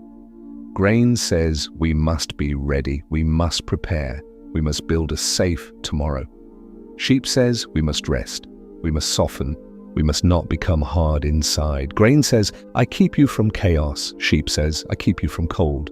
And in the middle of them sits you, tired, human, listening late at night, wishing both could be satisfied, The poem in its original tradition often ends with a verdict. A god may decide which voice is greater. Sometimes grain is praised for feeding the city. Sometimes sheep is praised for offering warmth and ritual gifts. The ancient world loved decisions, loved order. But even when there is a verdict, the poem still holds respect. The loser is not destroyed. The loser is not shamed into silence. The poem is a way of teaching value, not a way of creating hate. And tonight we can soften it even further. We can let the ending be not a victory but a balance. Imagine grain and sheep meeting at the edge of a field after the harvest. The stalks have been cut. The stubble remains pale and short. The air smells of dry straw and cooling earth. The sky is wide, and the last sunlight of the day lies on everything like a gentle hand. Grain, now gathered and stored, rests in jars in a cool room. Sheep, now led to graze on what remains, moves slowly across the stubble, nibbling, cleaning the field with quiet efficiency. In doing so, sheep leaves behind what the soil needs next, a simple nourishment, an invisible gift. The farmer watches this and understands the flock is not only a risk, the flock is also a helper. The shepherd watches the storage jars being sealed and understands the field is not only a boundary, the field is also a promise. This is the soft discovery hidden in many old debates. The world is a weave. You need grain. You need wool. You need a calendar. You need a blanket. You need a plan. You need a pause. In the library, as you hold that thought, the air feels calmer. The shelves feel less like arguments and more like choices. You can take down one tablet, then another, and each one offers a different kind of care. And perhaps in your own body you can offer yourself the same variety. You do not have to solve your whole life tonight. That is grain's work for daylight. Tonight, you can simply be warm. That is sheep's gift for darkness. If your mind is still busy, you can let grain do one small thing. Set tomorrow on a shelf. Place it there gently. You can say, tomorrow will come. I will meet it then. And then you can let sheep do its work. Wrap your nervous system in softness. Let your breath slow. Let your eyelids grow heavier. Let the muscles around your mouth release. If you like, imagine a bowl of warm porridge and a woolen cloak. Both are present. Both are allowed. Picture, for a moment, a small room just off a courtyard. A stone quern sits on the floor, and someone turns the upper stone in a slow circle, crush, crush, crush, until grain becomes flour. The motion is steady enough to quiet thoughts. Nearby, a pot warms on a low fire, and the scent rising from it is plain and kind, the scent of nourishment with no need to impress. In the same courtyard, a spindle turns between patient fingers. Wool twists into thread, thread gathers into something stronger, and on a simple loom, the threads become cloth, over, under, like breathing made visible. Nothing about it is rushed, nothing about it is loud. It is just life being made softer, one small repetition at a time. If your mind wanders, let it wander here, among these slow motions. They ask nothing from you except permission to rest. And if you can't picture it clearly, that's fine. Your body understands the idea anyway. Warmth, food, shelter, and a slower heartbeat right now. The ancient poets would have smiled at that, because they understood that civilization is made not only from grand monuments, but from small comforts repeated. Bread baked again, wool spun again, water carried again, stories told again. And this returns us quietly to the story we began with, the palm-sized tablet, the brothers, the offering, the question of being seen. Perhaps the harshness in that later tale is what happens when grain and sheep stop speaking, when one voice refuses to hear the other. Perhaps the healing is what happens when they learn to negotiate again. In the next part, we will approach that question being seen with even more tenderness. We will sit with the meaning of breath, of mist, of the name that fades like morning fog. And we will let the ancient world offer a gentle permission. You do not have to be chosen by silence to be worthy. You only have to be here. For now, let grain and sheep grow quiet. Let the debate become a lullaby. Let the library door close softly in your mind, and let your body, wrapped in darkness, be fed and warmed at once, steady as bread, gentle as wool, and finally, ready to drift. Let us return very gently to the word that has been hovering near us all night. Breath. Not the dramatic breath of running, not the sharp breath of surprise, but the ordinary breath you have right now, the one that arrives without effort, like a tide that knows the shoreline by heart. If you are listening in bed, you can let your attention rest on it for a moment, as if you are placing your hand on a warm cup and feeling the steady heat through the ceramic. In the Hebrew telling, the younger brother's name is often connected to a meaning like vapor, breath, or mist, a presence that appears, shimmers, and then fades. The sound of the word is soft, almost a sigh. Hevel.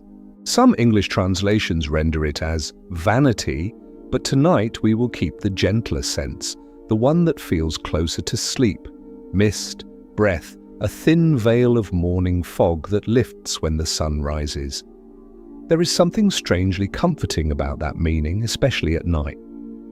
Because so much of modern life asks you to be solid, measurable, productive, and loud. It asks you to have proof.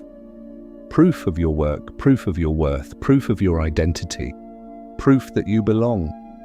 And yet the oldest name in this old story whispers something different. You are also allowed to be like mist. You are allowed to be soft. You are allowed to be temporary. You are allowed to rest. Imagine a riverbank in Mesopotamia at dawn. The water moves slowly, dark and calm. The air is cool enough to make your skin feel awake, but not cold enough to bite. A thin fog hangs over the surface, hovering just above the river like a pale blanket. Reeds stand still, their tops barely trembling. Somewhere, a bird calls once, then becomes silent again. And as the sun begins to lift, the fog does not vanish violently. It simply thins, it loosens, it becomes invisible, returning to the larger air, as if it were never separate at all. That is what mist does. It does not fight, it does not argue, it does not insist. It appears, it softens the world, and then it dissolves. If you have been carrying tension today, you can borrow that image for yourself, not as an instruction, but as a permission. You do not have to hold your shape so tightly. You can loosen in the dark. You can let your edges soften. You can let your thoughts become less sharp, less demanding, less determined to prove anything.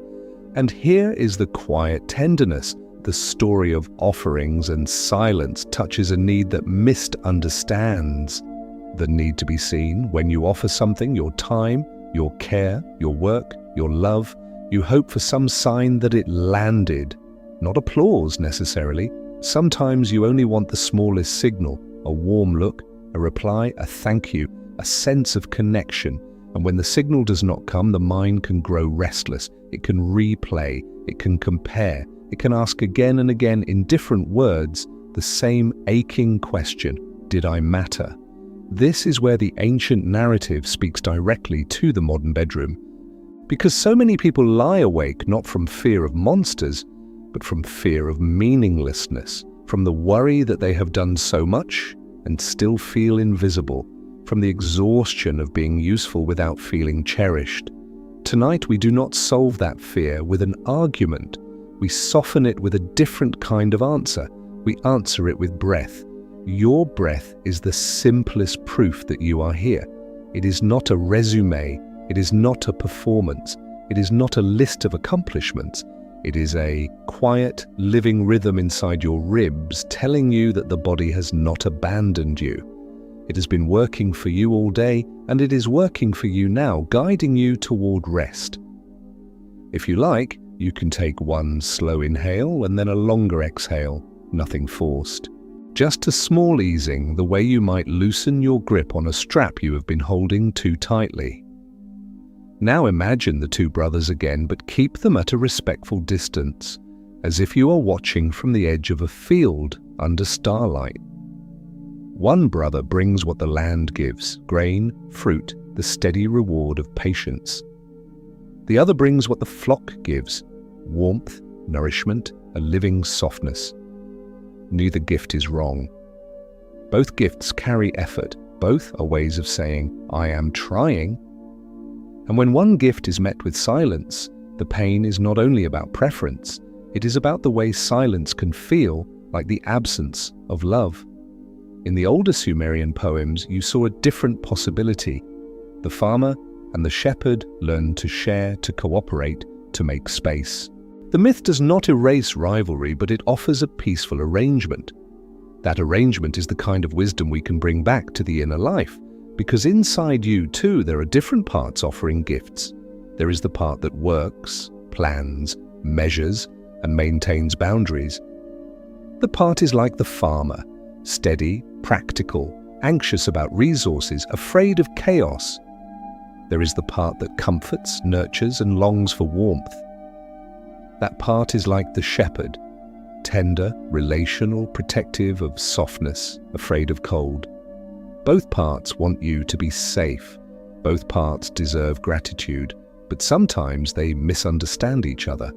Sometimes the worker part thinks rest is laziness. Sometimes the tender part thinks structure is cruelty. And when they stop listening, the inner world can become loud.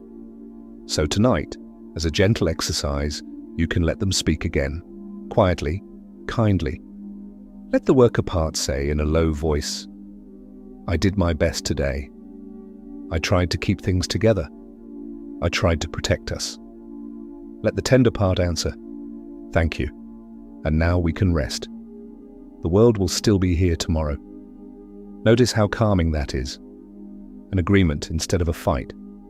And that brings us back to mist. Mist does not compete with sunlight. It simply changes state when the time is right. In the same way, you do not have to fight your mind into sleep. You can allow it to change state. You can allow it to thin, to soften, to become less solid. If you are still awake, it may help to imagine the clay tablet again. Feel it resting in your palm. Cool, slightly rough, the wedge marks like tiny steps. This tablet survived because the earth held it, because dryness preserved it, because time carried it quietly forward. It is a reminder that not everything needs to be immediate to be real. Maybe you have offered kindness that was not noticed. Maybe you have done work that was not praised. Maybe you have loved someone who did not fully understand your love. Those offerings are not erased by silence. They are still part of the world. They are part of you. They are pressed into your life the way wedges are pressed into clay, quiet marks that remain even when nobody claps. This is not a demand to be content with being unseen. It is simply an easing of the tightness that comes from needing an answer right now, at midnight, when the body's only job is to rest. The old story, when listened to softly, is not asking you to judge the brothers. It is asking you to notice the door inside the heart, the place where heat gathers when you feel rejected. It is asking you to notice early, to breathe early, to choose gentleness before the mind becomes a storm. And if you have made mistakes, if you have spoken too sharply, if you have carried anger longer than you wanted to, you can still let yourself rest tonight. Sleep is not a reward you earn by being perfect. Sleep is a human need. It is a gift the night offers to imperfect people. In the Riverlands, people knew this. They worked hard. They worried about floods and drought. They argued over boundaries. And still, at night, They lay down on mats and let their bodies surrender. They listen to stories not to become more alert, but to become less alone. Here, no one rests alone. Every story from the past is a soft lantern in the dark, gently lighting our way tonight. So let the lantern light the simplest thing, your breath. Inhale and imagine cool river air moving into your chest. Exhale and imagine fog thinning above the water, dissolving gently into the wider night. Inhale and imagine warm lamplight on clay, the scribe's hand steady, the world contained in a small tablet. Exhale and imagine the edges of your thoughts softening, the way mist softens the horizon. If memories arrive, let them arrive. If worries arrive, let them arrive. You do not have to wrestle them. You can place them on a shelf in that quiet clay library. You can say without words, later. You can close the door softly. And now, as we move toward the final parts of tonight's journey, we will carry one more calm discovery. The oldest stories are not only about what went wrong, they are also about what can be made right through agreement, through empathy, through the simple courage of seeing another person. In the next part, we will step toward that doorway of the heart again, and we will watch how a warning can be delivered without threat. We will explore what it means to rule over the restless feeling, not by force, but by steadiness, and we will keep our pace slow like water in a canal at night. For now, let yourself be mist, let yourself be breath. Somewhere beyond your window, other people are also lowering their shoulders, turning off lamps and letting the day drift away. Different rooms, different cities, same quiet human ritual. You are part of that gentle tide tonight. Let yourself be here, and let that be enough. Some warnings, when spoken harshly, can wake the nervous system like a sudden light. But the oldest warning in this story does not have to be harsh. Tonight, we will hear it the way it might have sounded under a low lamp. Calm, steady, almost protective.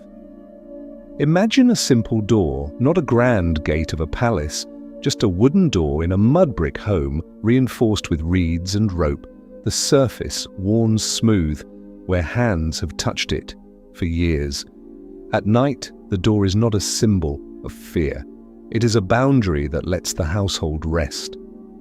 Outside the door, the city settles. Footsteps thin out. A last voice calls, then fades. A dog circles and lies down. Inside, the air grows still and warm. In the ancient world, doors mattered. Not because people were constantly threatened, but because doors created rhythm, day and night, work and rest, public and private, the busy street and the quiet bed mat. A closed door is permission to soften. Now, in the old Hebrew telling, the voice speaks to the troubled brother and says something like, "There is something restless near the door, not a creature with claws, not a nightmare. More like a feeling that waits for an opening, the way heat waits in dry wood, until a spark arrives." If you have ever felt irritation gather in you, you already know what the story means. The feeling begins small, a tightness behind the eyes, a hardening in the jaw, a quickening of thoughts as if your mind is pacing. And if nothing changes, the feeling grows, asking for more space, more attention, more energy. The story's kindness is that it names the moment early before the fire spreads. It says, "Notice the door," and then softly, it offers dignity. You can rule over it. You can choose. Not by crushing yourself, not by pretending you are never angry, but by slowing down enough to steer. That is a skill. And like all skills, it is learned through repetition, not perfection. So let us practice, gently, right here in the dark. If your body is tense, imagine your own inner door. It might be at the center of your chest, or behind your forehead, or in your belly, where worry likes to coil. Wherever you feel the smallest tightness, place the image there. a quiet door. Now imagine you are standing on the inside of that door. You can hear the outside, but you do not have to rush toward it. Outside, the restless feeling may be waiting. It may not even feel like anger at first. Sometimes it feels like vigilance, like your mind keeping a small light on. Sometimes it feels like a list that refuses to stop growing. Sometimes it feels like the urge to check one more message, reread one more sentence, fix one more thing, as if fixing could earn peace. It may be knocking with thoughts. Why was I ignored? Why did they choose someone else? Why did I try so hard? Why wasn't it enough? You do not have to answer these questions tonight. You can acknowledge them like you would acknowledge wind. Yes, you are there. Yes, you are noisy. And still I can keep the door gently closed. Inhale slowly, as if you are turning the key with care. Exhale slowly, as if you are sliding the latch into place. If your phone is nearby, you can imagine it on the other side of the door, quiet, face down, like a sleeping animal. If your inbox is full, you can imagine it as a street outside, still busy, still lit. You do not have to walk that street tonight. You can stay inside the warm room. Tomorrow will have its own light for tomorrow's tasks. Tonight is allowed to be dim. And if you cannot stop thinking, that is okay. You are not failing at sleep. You are simply human, and your mind learned a habit to guard. Now you are teaching it a new habit, to trust the boundary. Each exhale is a small lesson. Each exhale says quietly, "Not now." In the ancient riverlands, people knew how to manage what could overflow. They built canals, they dug ditches, they mended banks after storms. They watched the water level the way a tired person watches their own energy. And they guided water so it would nourish instead of flood. Your emotions are like that water. They are not bad, they are energy, movement, life. But at night, when you want peace, you can guide them into a calmer channel. This is where the older Sumerian stories quietly support the later Hebrew line. Remember the farmer and the shepherd at the canal's edge. The farmer did not shout at the water. He shaped banks. The shepherd did not curse the dry grass. He found pasture. Together they made an agreement. You can do the same with yourself. Part of you feels rejected and wants to fight. Part of you feels tired and wants to rest. Let them speak, briefly, without drowning each other. The rejected part may say, "I wanted to be seen." The tired part may answer, "I see you, and tonight we can rest anyway." There is a second quiet door in the ancient world too, the city gate. In Mesopotamian cities, the gate was more than an entrance. It was a place where people paused, where elders listened, where disputes could be untangled without chaos. The gate was a threshold where strong feelings could be translated into words, not always perfectly, but often better than silence or violence. Imagine that gate at dusk. The last sunlight lies on bricks. A few people sit in shade, unhurried. Someone pours water, someone speaks, someone listens. That is what you are doing now. Holding, not solving everything, just holding it kindly enough that your body can sleep. Holding can be as simple as naming what is present. A quiet sentence in your own mind: "I feel overlooked. I feel tired. I feel like I did not get the answer I wanted." You do not have to argue with the sentence. You only have to let it exist, the way a tablet exists on a shelf. If your mind tries to replay a moment that hurt, you can bring it to that gate in your imagination. Let it sit there with the elders. Let the night listen to it for you. Because sleep too is a form of wisdom. Sleep is your body's way of saying, "We will return to this with more strength. We will return with a softer heart. We will return when daylight makes problems more manageable." Tonight you do not need to punish yourself for feeling what you feel.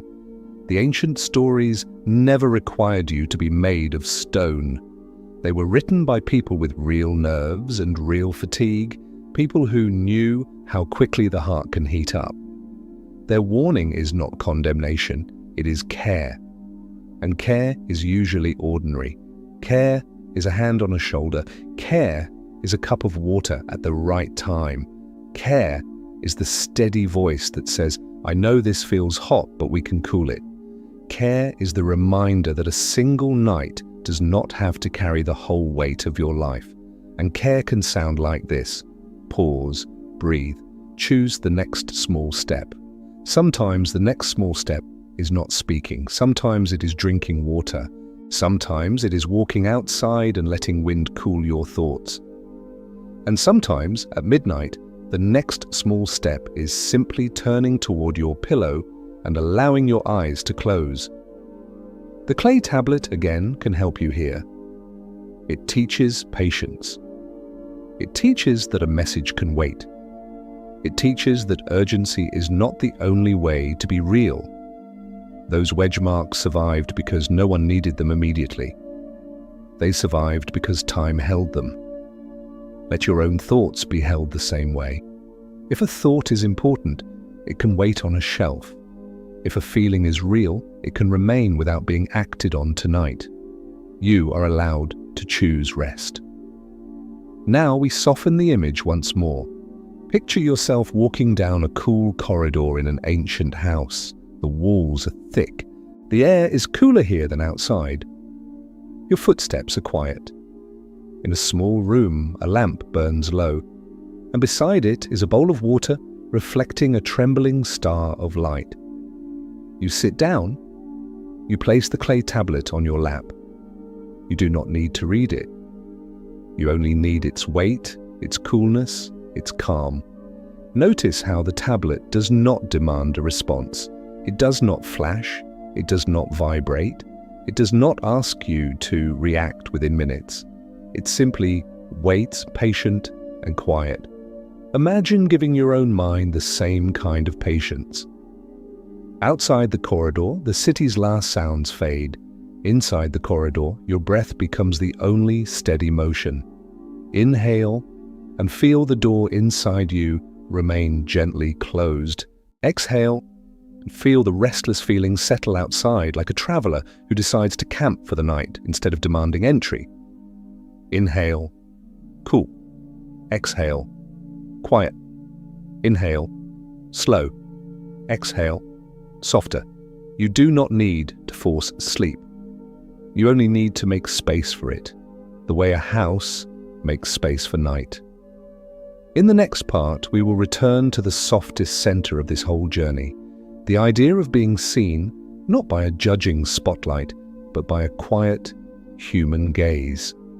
We will explore how ancient people practiced that gaze through hospitality, through small offerings of bread and water, through the simple art of sitting with another person's sorrow. And we will let that practice become your own until the night feels less lonely.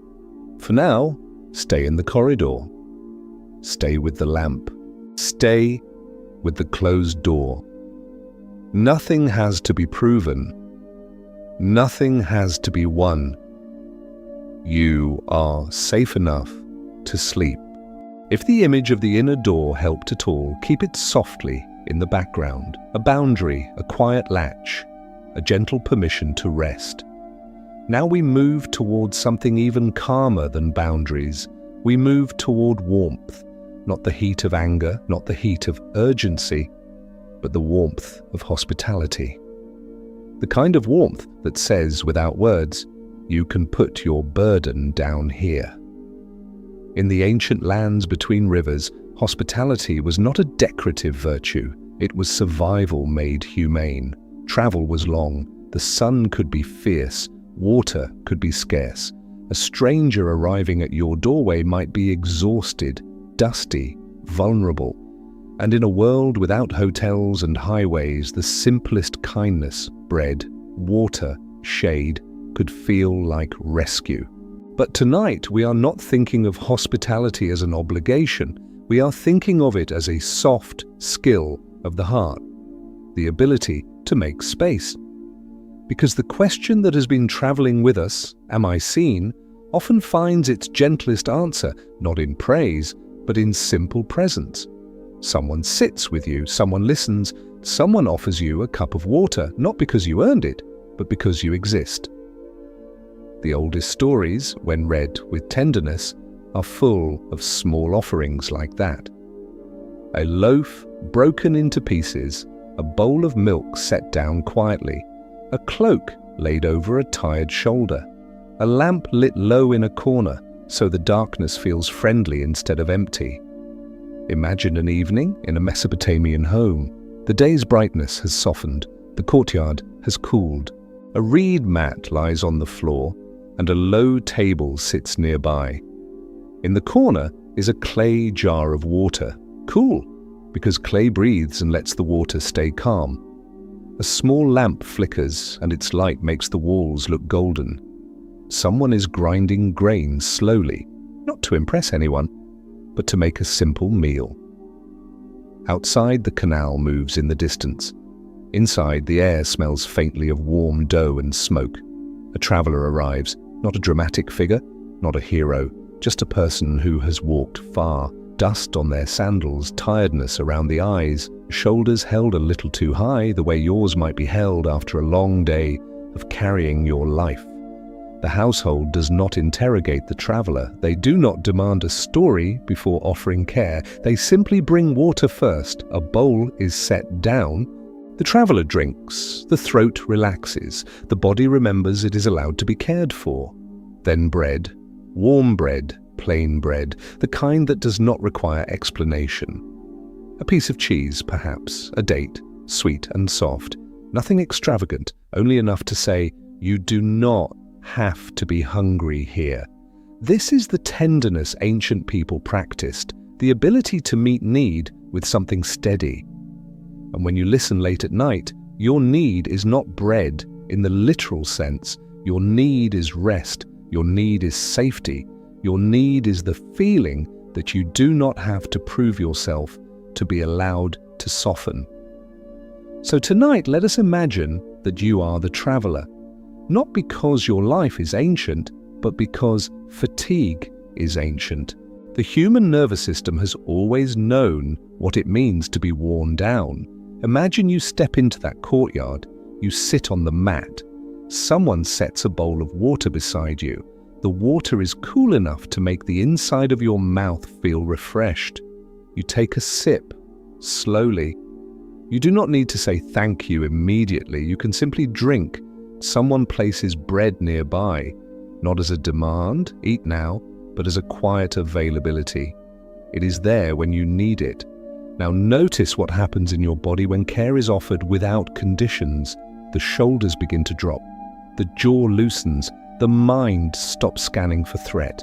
This is the opposite of the social activation that wakes people up, performing, replying, proving, listing where you are listening from, being seen in a way that feels like a spotlight. Hospitality is different. It is being seen like a candle sees you warmly, without judgment, without questions. And that kind of seeing can be healing. In the Inanna story, remember, the tiny helpers who rescue her do not fight. They listen. They mirror sorrow. They offer companionship where there was loneliness. That is a form of hospitality in the underworld, making space for pain without trying to fix it violently. In the farmer and shepherd agreement, hospitality is also present. Sharing the land, making room, letting each other exist without destroying.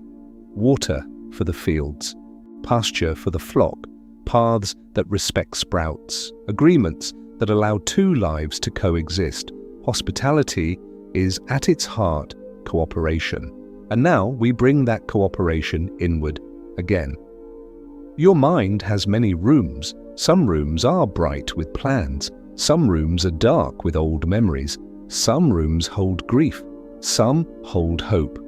Tonight you can practice hospitality toward yourself. If a worried thought arrives, you don't have to slam the door on it. You can say quietly, you may sit down, you may have a sip of water, you may rest here without demanding action. If a regret arrives, you can say, I see you, you are tired, you may lay your head down for a while. If an old ache arrives, being unseen, being compared, being rejected, you can offer it bread, a simple truth. You mattered then. You matter now, not because someone approved, but because you are a living human heart. This is not denial, it is not forcing positivity. It is simply a gentler form of reality. A therapist might call it self-compassion. An ancient poet might call it mercy. A tired person might call it finally, relief. Now let us connect this back to the clay tablet again, because the tablet is a symbol of another kind of hospitality, time holding memory. The earth held the tablet for 4,000 years. Dryness preserved it. The desert, in its quiet way, sheltered it. That is hospitality from nature, a place where something can endure. And perhaps your bed can be that place tonight. A small shelter, a quiet room, a place where your thoughts can be stored without being solved. A place where your body can be repaired. Imagine the traveler in the courtyard now, having eaten a little, having drunk water. The host does not demand entertainment. The host does not ask for a long explanation. The host simply says with gesture, more than words, you can sleep. A mat is laid out. A blanket, wool, soft and familiar, is pulled over the traveler's shoulders. The lamp is turned lower, the door is closed to keep out wind, the traveler's eyes grow heavy. And in that heaviness is a quiet answer to the question of being seen. The traveler is seen not by a judge but by a caretaker, seen as a person who deserves rest. Now bring that scene closer to you. You are in your own room. Your own lamp, if any, is low. Your own blanket rests on your body. And the caretaker tonight can be the story itself. This slow voice, these old images, these rivers and reeds and clay. Here, no one rests alone. Every story from the past is a soft lantern in the dark, gently lighting our way tonight. If tonight's story reminded you of a beautiful memory, feel free to share it below. And if it doesn't, if you only feel quiet, that is also perfect. Quiet is a kind of memory too.